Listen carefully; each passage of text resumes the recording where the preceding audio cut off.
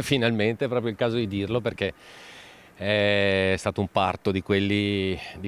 lunghi e difficili, con tante difficoltà,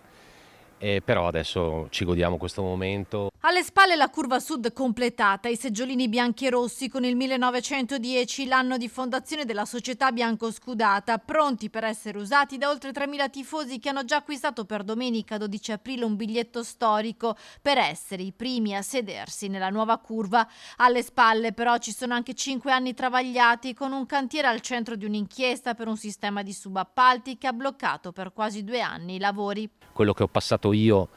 in questi 5 anni non lo auguro a nessuno, onestamente non lo auguro a nessuno, e nemmeno la soddisfazione di vedere una curva così bella, finita, pronta per ospitare i nostri tifosi,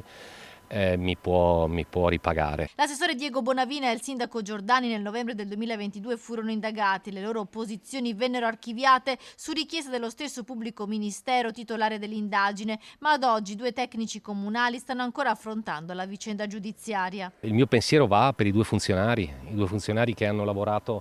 nell'interesse di questo cantiere, hanno lavorato nell'interesse della città e hanno subito delle conseguenze, perché speriamo che si concluda con un nulla di fatto, speriamo che si concluda con una soluzione, ma purtroppo le conseguenze le hanno già subite. Ora si guarda con l'apertura della curva sud avanti e le difficoltà sono quelle che dovranno affrontare i giocatori nella partita contro l'Empoli, in ballo il posto in Serie B. C'è una partita che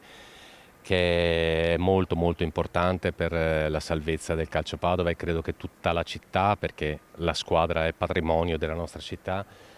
la squadra si deve veramente far di tutto per poter portare a casa un risultato positivo. Gli ultras, dopo le proteste per i ritardi del cantiere, torneranno allo stadio e saranno proprio in curva, i biglietti esauriti 24 ore prima dell'apertura della prevendita. I tifosi hanno dato una risposta veramente molto forte e noi cercheremo o meglio, manterremo queste tariffe anche per le prossime 2 partite casalinghe per chi sottoscriverà il pacchetto, che ricordo non coinvolge soltanto la curva, ma coinvolge anche la tribuna est, la tribuna Fattori e la tribuna ovest, proprio per cercare di avere quanta più gente possibile allo stadio a sostenere la squadra in queste ultime partite che sono fondamentali. I lavori della curva sud erano iniziati nel 2021 in pieno Covid, poi l'inchiesta, il rincaro delle materie prime. Il cantiere non ha solo subito i ritardi del sequestro, ma anche il raddoppio dei costi, da 5.700.000 euro a 13 milioni di euro, costi che includono la realizzazione di 2 palazzetti dello sport il cui progetto esecutivo è completo ma non sono ancora pronti.